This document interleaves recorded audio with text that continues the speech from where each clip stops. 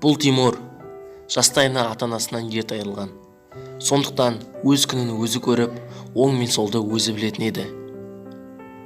Бұл мен жетімін деп те ешқашан мұңаймайтын. Өйткені қолы, аяғы бар болғандықтан шүкіршілік ететін.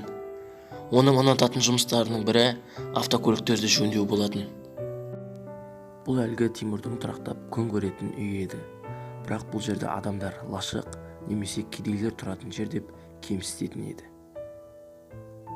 Бұл лашық, бірақ та Тимур мұндай үйі бар екеніне шүкіршілікпен қарайтын. Үйінде ештеңе болмаса да өзіне қажетті дорбасы бар еді.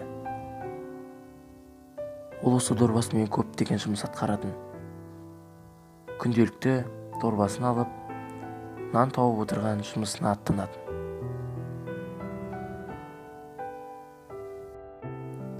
Оның жұмысы жаяу, 2 сағаттық жер болса да Тимур төзімділікпен шыдайтын. Жұмысы осы көріп тұрғандарыңыздай қол гараж. Ақшасы да аз берілетін еді. Мұнда күніне атақты адамдардың 6-7 автокөліктері ремонтқа келеді. Өзінің жұмысын жақсы атқаратын Тимур лезде жұмыстарды тез бітіріп, екінші жұмысына асығатын еді.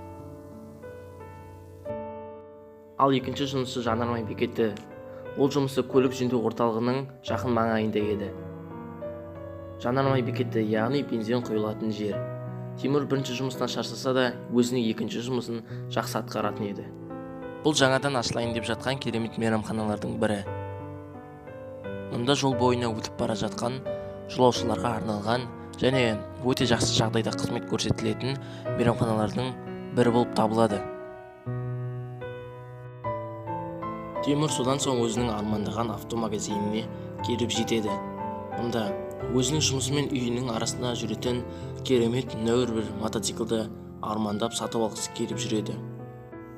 Алайда қанша жұмыс жасаса да оның қолынан барлығы келмейтін болды. Өйткені күн-түн демей 2 жұмысты қатар жасайтын Тимур бұл мотоциклге де ақша жетпейтін. Осылай күні-түні армандап өз үйіне жаяу қайтатын.